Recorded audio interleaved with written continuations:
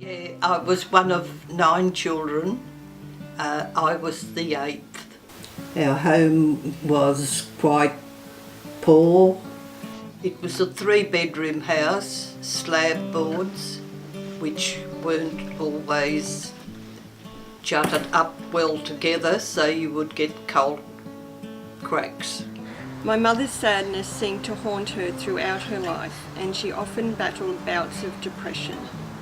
She often spoke to me about her experiences and said how lucky I was not to have to live a life with war and poverty. I was at school where I had the Dad was on the dole, and they gave some material and my mother made it up into a skirt for me. It was a horrible tan looking woolen. She had made it out of a flour bag.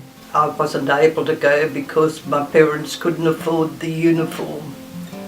So I had to spend another year in 6th class repeating what I had done the year before.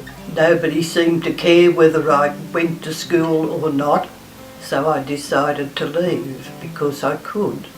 It was during the war, and one of my brothers was in the 3rd Theatre of War. He had been overseas to the Middle East and then to New Guinea and back. The people at the post office came over and said they had a telegram for me to take home to my mother.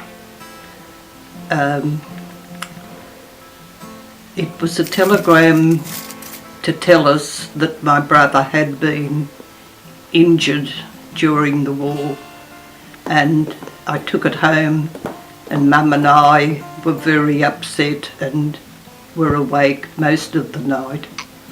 The next day I went back to work again, and unfortunately they brought me over another telegram which I had to take home to Mum, and it was to say that my brother had been killed in the war.